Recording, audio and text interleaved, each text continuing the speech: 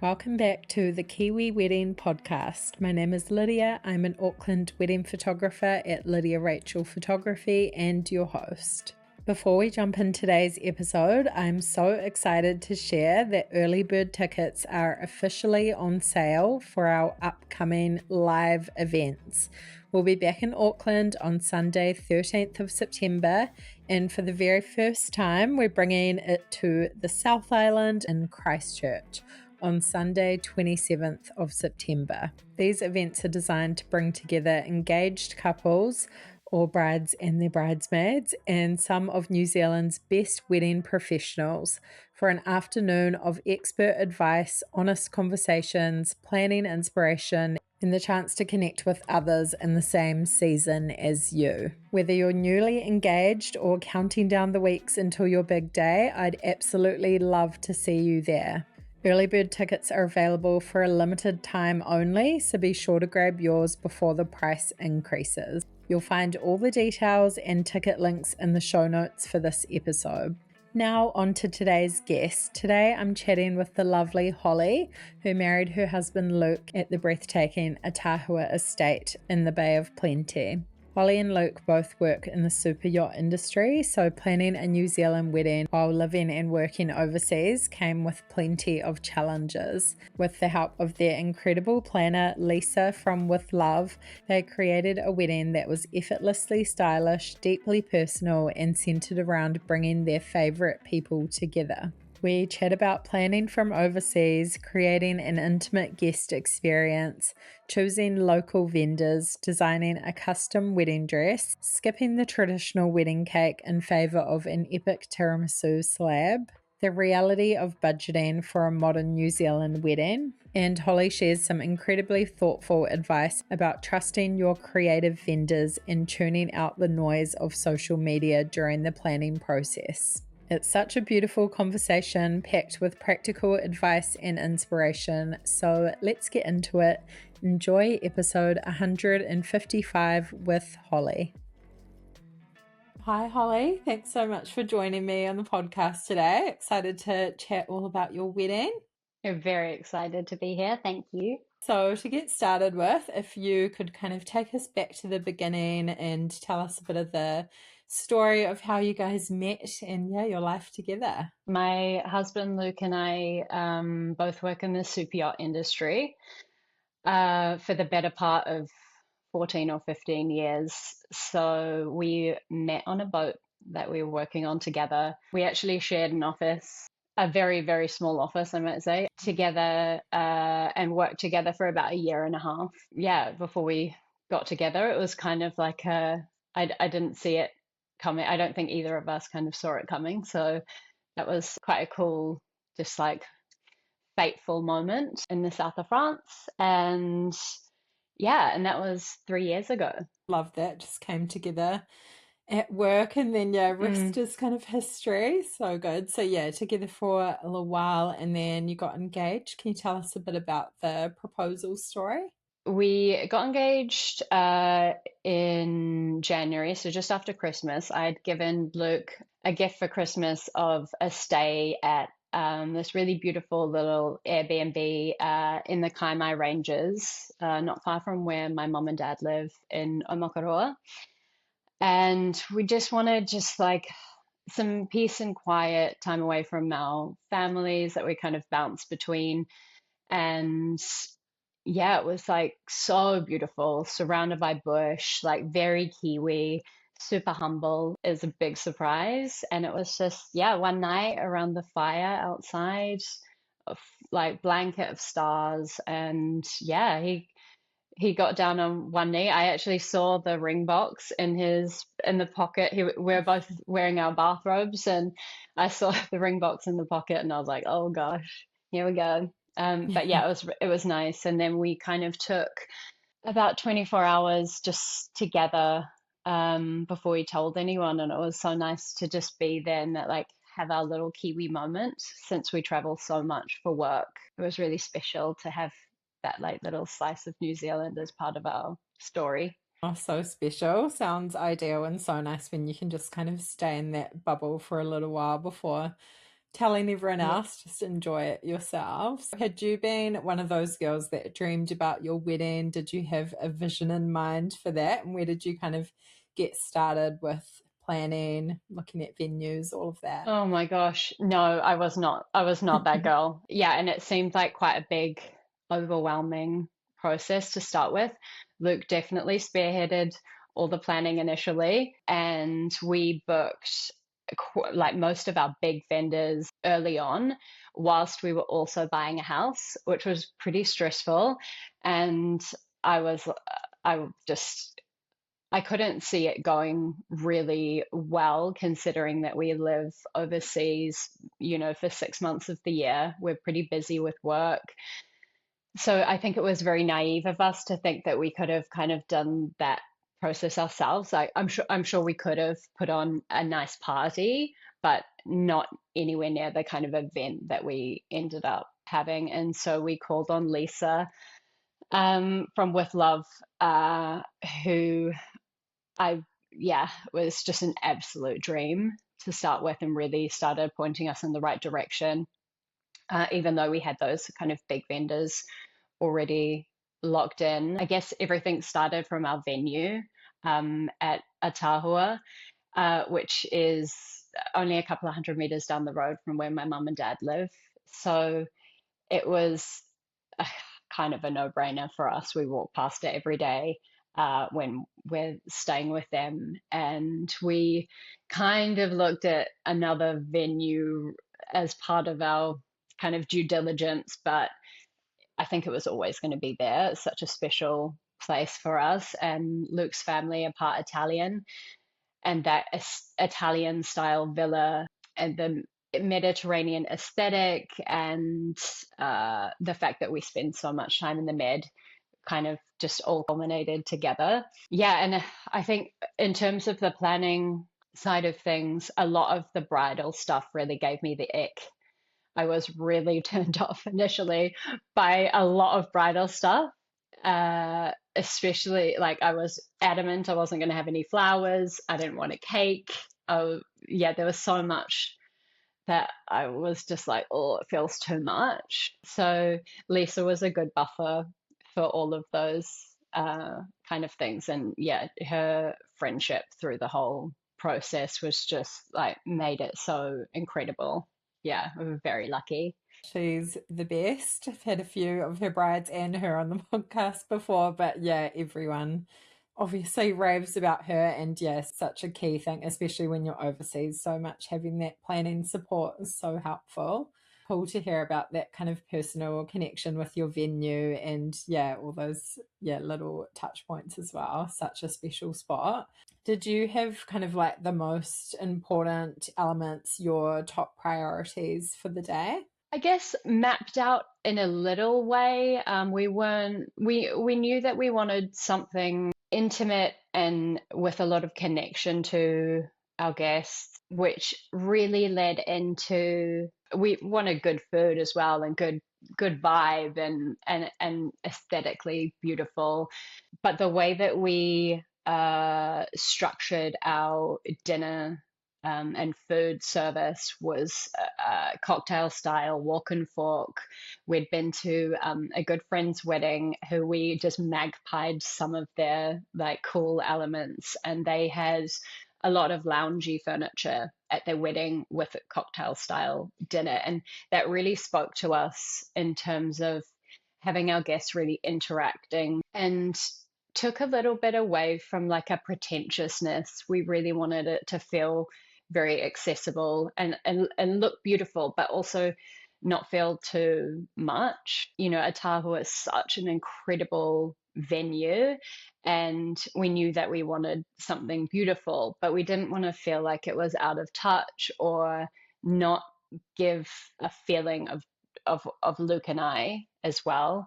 And yeah, so we had this beautiful walk and fork cocktail style dinner, and that really set the mood for the interactiveness of the guests. And we had a very vibey cocktail mixologist at our bar and great music. My friend Alicia, who's a DJ from Zap entertainment was just like such a vibe. And so, yeah, I think those were our like kind of key elements, really bringing our people together.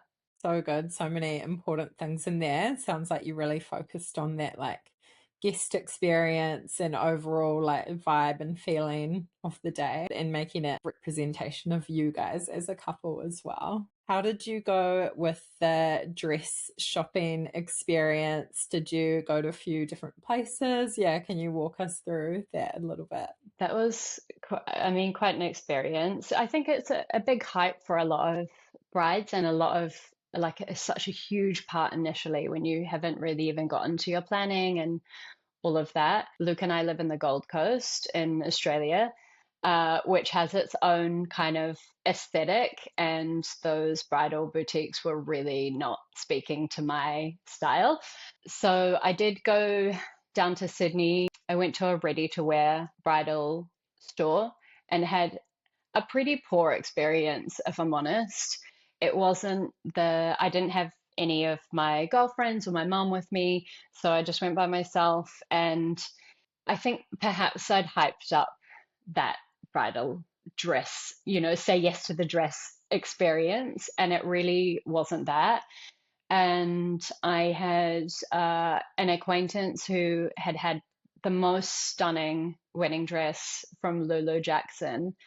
As my mum and dad live in the Bay of Plenty, I thought that was quite a cool option, very accessible for me when I was visiting. And I just kind of reached out to Lulu and was like, this is kind of the vibe that I'm interested in. The dresses that I kept screenshotting were very much a similar style. They weren't bridal gowns, and I couldn't find anything that really spoke to me. And yeah, it was incredible working with Lulu to create something.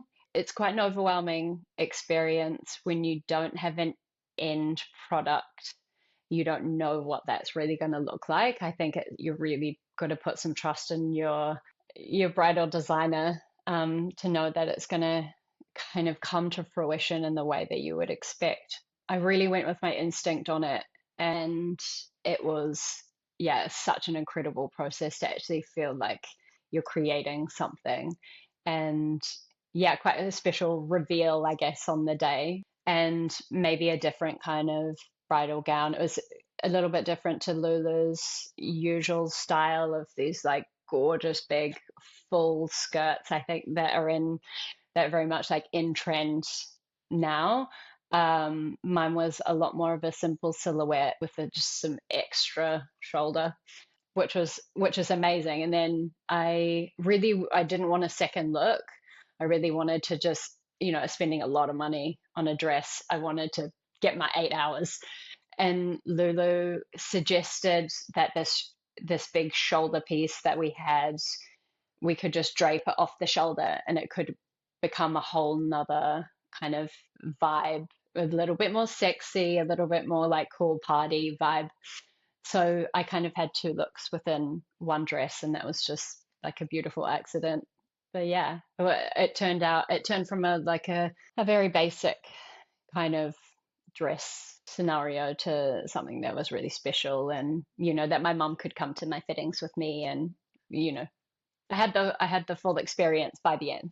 Oh, so good. Yeah, definitely something special about having it custom made for you. And yeah, Lulu is so talented. Her dresses, I feel like she's great at creating sort of different looks within the one outfit as well. So cool that you could do that and still, yeah, spend that whole time in the dress too. Did you have a bridal party as well? And yeah, if so, how was that process choosing them? Was that quite easy for you? Yeah, we had two bridesmaids, one of my oldest school friends, Sarah, and one of my friends from university, Fern.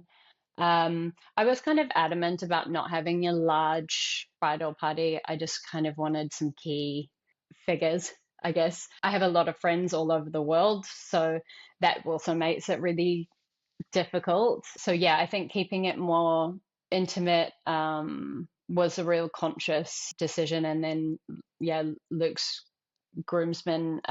We also had two groomsmen. So I felt like that was really nice. Also, part of that decision was like, but we were budget conscious on that and wanted to support our like bridal party in terms of financially and in the process. So I think that also came into it, yeah, into the decision of having only two. But it wasn't a hard decision. Some of my friends were like, you got to make sure that you pick people that are going to be a vibe on the day. And yeah, I felt so well supported and had a great time with my girls. So yeah, it was great.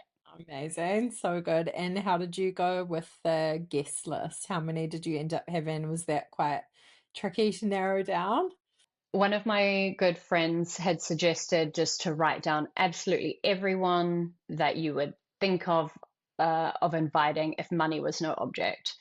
And so that's what we did. And that was probably not as many as maybe we thought. It was quite easy to kind of put someone's name down and then remove them. It felt very like a natural kind of weeding down process. So that was really helpful. We invited about 115 people initially. We knew our venue. We had a maximum of 100, and we ended up having 80, which was perfect. It was so beautiful, and it felt like we had the opportunity to really have conversations with our guests on the day. I didn't feel so much a sense of obligation in terms of who to invite as much as I think Luke's family maybe had some input on his side. I really wanted it to be special people that had some sort of involvement in who I am today, and also really wanted it to be people that if you're having trouble in your marriage, that you can turn up on their doorstep and they're going to be the ones that are going to cajole you through the experience. And I think picking those people, that was very easy. Also, we had some great advice from Lisa, which was that if people drop out, don't replace them. Don't have a B list. And I think by doing that, we had our absolute best people on the day. So, yeah. Yeah, such great advice. It's so helpful to have sort of those parameters in mind of, when you're choosing people. And I think that's important, like who's going to be there for you and in the future. And it sounds like you landed on a really nice number. And I imagine with your lives kind of being spread across the world, you could do a little bit of a over invite and then land it somewhere. I mean, it was disappointing as well. Obviously, lots of friends from overseas couldn't make it as we had it in New Zealand, but was such an incredible opportunity for so many friends and family that hadn't visited New Zealand before to have the opportunity to do their little tiki tour. And New Zealand put it on. The weather was exceptional, and it felt like such a proud moment to introduce people to my country, especially as Luke and I live in Australia now. It felt really special to have everyone there. I'd love it if you could just walk us through the day, maybe a little bit of the lead up to it. How everything went, any highlights, favorite moments? Luke and I both finished work. We're both in Europe only a few weeks before the wedding, and that part of the process is quite hard, very compartmentalized lives, very busy working and then quickly come home and get straight into it. But we had about 10 days in New Zealand before the wedding where it was like last minute appointments and running around, a lot more running around than you really think. Even with the Lisa's incredible support, there's still, you still have the admin. We were naturally very worried about the weather. I was at home in New Zealand at the end of January when we had those like awful torrential rains. And I just said to my mum, like, imagine if this is our wedding day, this would be just absolutely devastating. And actually, there's just nothing you can do about it. It's just complete gamble. So I was watching the weather. A lot of people like to have input into what the weather was doing. It was a big chat. And we actually we had a rule in the house that no one was allowed to talk about the weather. I would only get my weather advice from Luke, who, is essentially a weather expert, being working at sea. It was a little cooler in the evenings, kind of in the lead up than we thought. So we kind of rushed out and bought a whole bunch of blankets and, all of that sort of thing. But the weather was exceptional. Honestly, it was a bluebird day. It could not have been better. If anything, maybe a little bit too hot for the guests, which I was not mad about. And yeah, so a lot of running around initially, welcoming our friends and family that was starting to fly in, which was really fun. We did a catch up at the pub the night before, and so a lot of people started to mingle then, which was really fun. And so beautiful to have everyone staying in Mokoroa as well. So everyone was at the bakery the next morning. Everyone was, grabbing their coffees together, and it felt like almost like a little festival. Everyone's staying in the same place, which was really cool.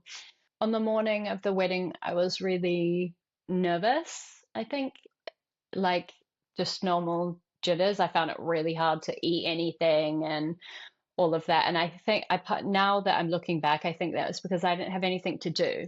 My mum was getting her makeup done, my bridesmaids were getting ready, and I was kind of lost for an activity.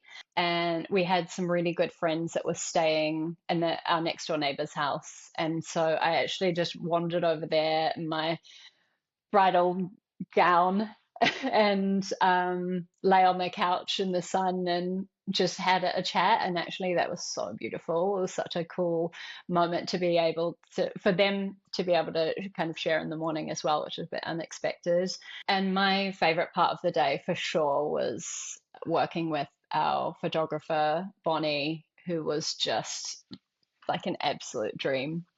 I think probably the photos went on a little bit too long for Luke, but it was such a vibe having her. Yeah, walking down the aisle obviously was such a huge moment with my dad and our flower girls, and yeah, having everyone kind of see you for the first time, and also me seeing all the kind of vision that we'd put together, seeing the signage and the flowers and everything. I was almost blown away by that as I was walking down. I was like, oh gosh, Luke, I forgot about you. Because I was like, wow, everything looks so beautiful. But yeah, Luke and I took some moments for ourselves. Having the photos, I think, was great because we actually spent a lot of time together. And just looking around, having all your best people in one space, and everyone's there for you. It's like the best party. It was such a vibe. It was, really special. Oh, sounds like the most incredible day. It's just like, yeah, so cool seeing it all come together, your vision and your months of planning, and then, yeah, having the sun shining as well. So good. Any other little moments or things you want to touch on there? Everyone really loved the food that we had. We worked with Taste and Talent, who are a Tauranga-based caterer, and we had these mini kiwi roasts, which were just exceptional, and everyone couldn't stop talking about it. We also had like a really cool moment that we've been working on for a while was a tiramisu slab instead of that was my anti-wedding cake, kind of a nod towards the Italian side of the family. Yeah, made by Sponge Drop in the Mount, who we now have got like very fond of the team there. We had such a great time, and yeah, scooping that out, and that disappeared. Like we had 2 spoons, and then that was gone. Yeah, you can never have too much tiramisu apparently. But yeah, I think seeing all the elements come together was so satisfying. Yeah, and it just looked so beautiful. It was I mean, Lisa and her team kept everything running to schedule in the background. I was, kind of an A-type personality, so I was really like hot on all of that stuff initially, but on the day it just really goes when you're in the moment, and so grateful to have had all of that kind of structure and support so that we could just completely enjoy everything. And it was it was amazing. So good. Yeah, so important to have that kind of organization and all the logistics sorted, and then be able to kind of hand it over and you just enjoy the day, be there with your people and not be worrying about any of that. So I know Yeah. Lisa would have been all over it. What did you find the hardest part about wedding planning, or is there anything you look back on and regret or would have done a little differently? I found it very stressful, not gonna lie. Part of that is definitely the fact that we were away a lot. So when we came home for our 2 months off, we were kind of deep diving, doing everything and squeezing everything into that time. And then would have to take, when we're at work, we just didn't really have the capacity to do any of that stuff, and, on different time zones and everything like that. I wish I didn't stress as much about it. I think that, I didn't find it a particularly enjoyable experience. I'm not sure if that's like the right thing to say. I think that's so relatable for people though, and so much easier said than done. Yeah. Like, I wish I didn't stress, but yeah, it's kind of out of your control sometimes. Lisa really kept us on the train in terms of making sure that the key elements were like, and the timeline, we were kind of doing the right things when. I guess the plus side of our kind of lack of time was that we were really decisive about what we wanted, and super intuitive. Anything I didn't really feel connected to, we just, we talked about and let those things go. I was really open to not being super traditional in terms of having all the things, and getting overwhelmed by all the algorithm. And I think actually Lisa had such good advice for us in that, especially around the dress and how much social media just floods in on you when you're in this planning process. That once I'd decided on the dress, to just start to unfollow those bridal boutiques and designers and all of that, just to quieten some of the noise on all of that. You've made your decision on something, like, let that go. I try not to get too caught up in like the trends of things so much, and really went with, instinctually what I felt good about. And that also changed over time because, our planning process was just over a year, and things change. Your vibe may change a little bit, and trends change, and once you've got something set in stone, it kind of influences others. So I guess we stayed fluid, but we really made decisions decisively, and I'm really pleased that we did that, because it means that we didn't really mull over things too much. We kind of just like made that decision and moved on. I found that was a helpful way of doing it. I loved Lisa's companionship, but it wasn't my favorite process. Totally fair enough. It's a lot of work, and even with the planner, like so many decisions and things. So it is kind of good to be not engaged for like too long, where you start changing your mind a lot, or you having that sort of compressed time to just like get things done. But I think a lot of people will relate to that sentiment as well. Did you guys have a set wedding budget? If you're happy to talk about what that was. I'm really happy to talk about it. I think I listened to a few of your episodes when I was in the early stages, and I found the really real budget talk super informative. So I think getting real with that kind of thing, hopefully, is really helpful for people. Based on the kind of research that Luke and I did initially, the quotes from the vendors, the big kind of vendors that we got. We put together a kind of version of what we thought a budget would look like, which was about $80,000. Once we had engaged Lisa, and I think this is just one of the absolute bonuses of having a planner, is that we got a real comprehensive budget document, which included everything that could be possible that we could think of. There were so many things that were just not on our radar at all. And especially picking a venue where you need to bring everything in: furniture, lighting, toilets. We had an AV person, a technician.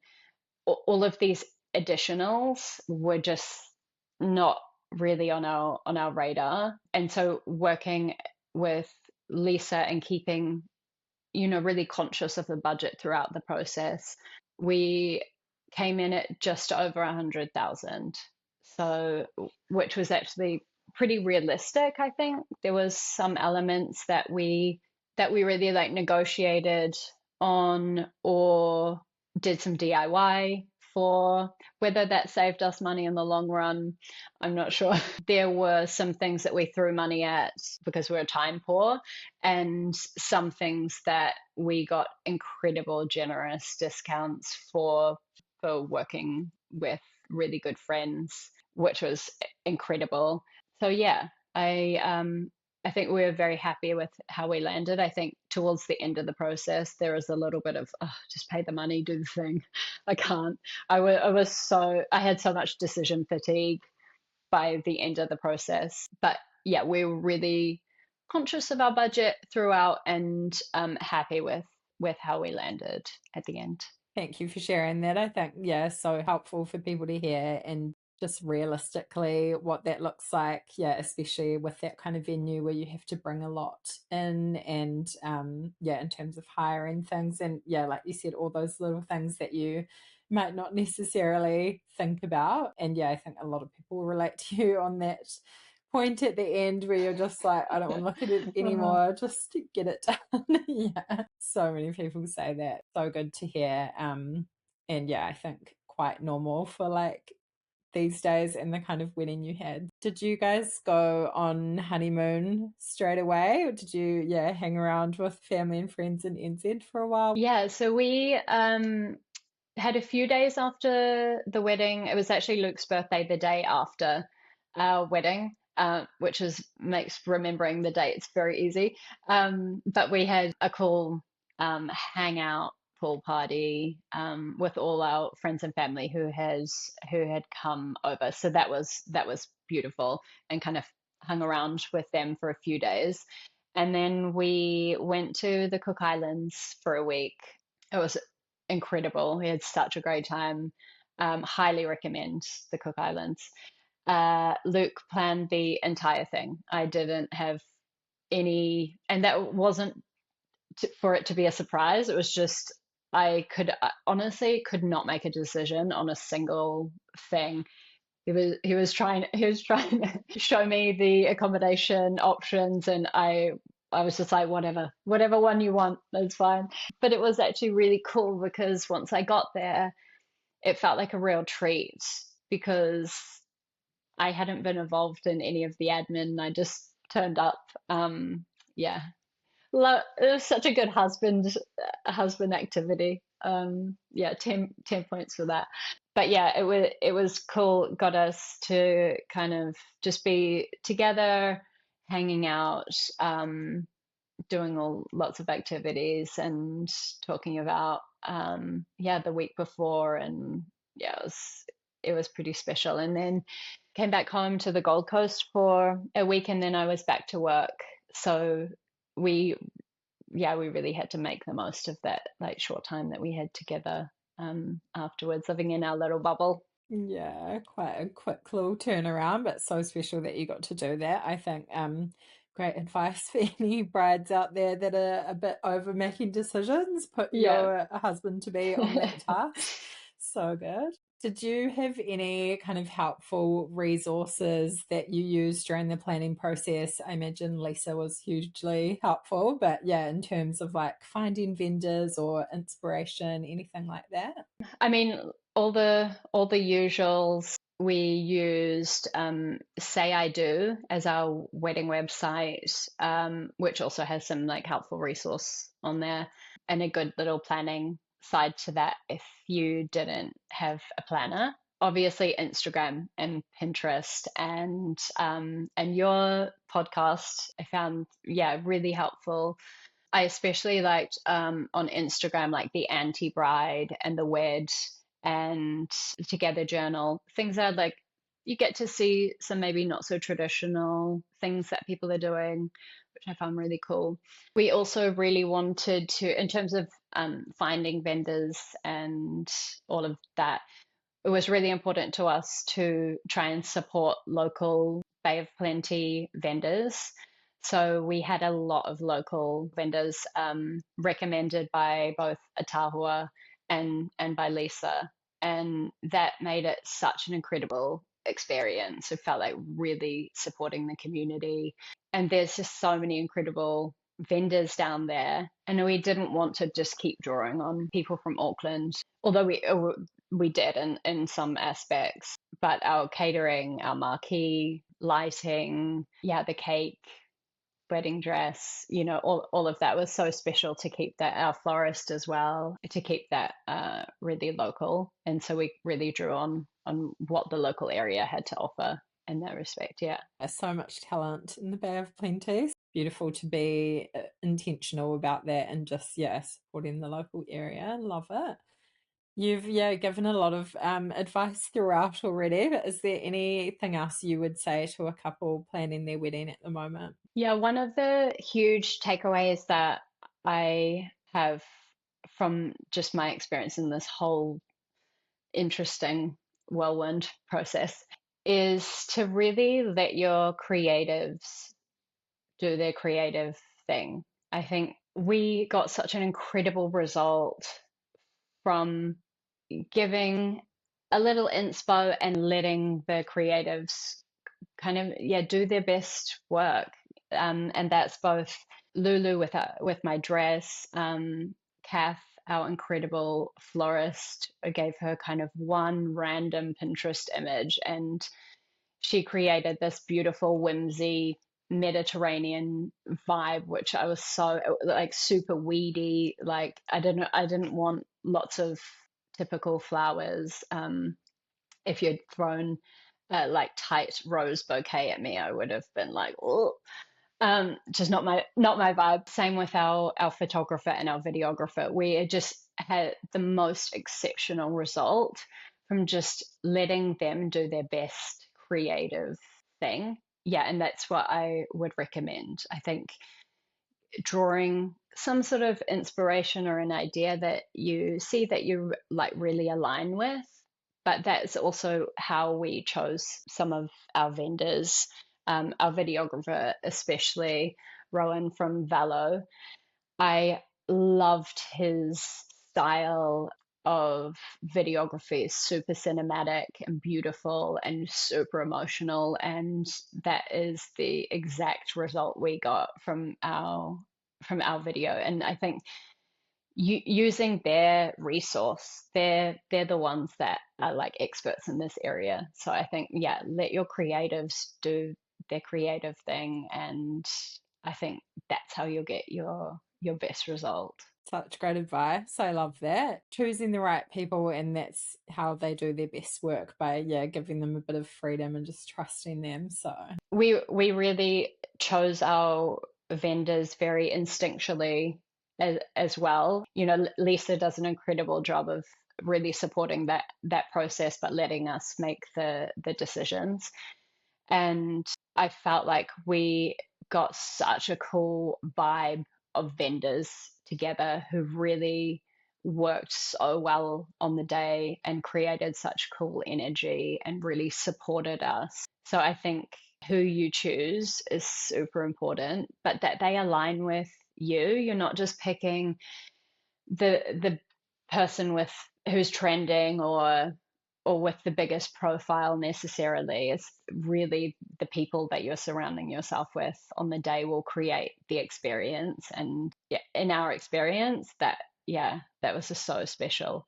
It really is like you're sort of curating this team of people and hoping for this harmony. And I think if you are kind of picking those people that are aligned with you and you trust them and love their work and their presence as well, then you're going to get that. So so cool to hear that you had that experience. And what is married life like now? You're kind of still trotting across the globe a lot, but what does it look like? And do you feel like you had any post-wedding blues? Well, yeah, I was saying the other day to a friend, like Luke and I basically have a wedding in dog years. Like we've been married for 3 months, but I've only seen him for 3 weeks. So we definitely I definitely had some post-wedding blues. I don't know if I love the term post-wedding blues, but I think there was a culmination of a few things, and the fact that I had to go back to work so quickly after the wedding, we didn't really get to enjoy so much that like what the start of that, your marriage is like, and being able to say my husband and all those little things that I think knowing that was approaching made it really hard. And finishing up my like companionship with Lisa, there was some grief there. If you're in contact with someone on the daily and then suddenly they're not there as well, and just have it, you're working on such an incredible project for such a long time. It's probably the biggest project short of like building a house or something that you're really investing a lot of time and energy and your soul into. I think there is going to be like a little loss once that's over. The best part about all of that though is that still peppered through this year, like we have our video that we just got back, which is incredible to relive, and the photos, and if there's still these little elements we know are coming. So I think that's made it a little sweeter. But yeah, the little time that Luke and I do have together, it's just wonderful, like just being together and being in our home in the Gold Coast and living our life. No, but married life is very good.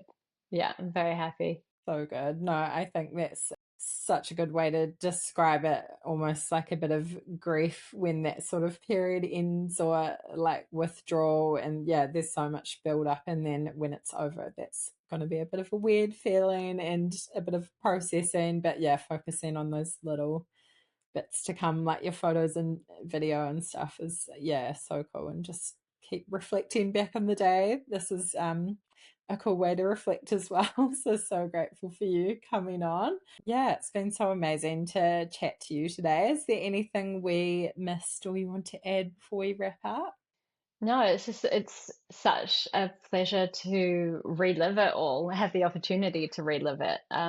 There's not many opportunities after the day to really take a deep dive. So thank you.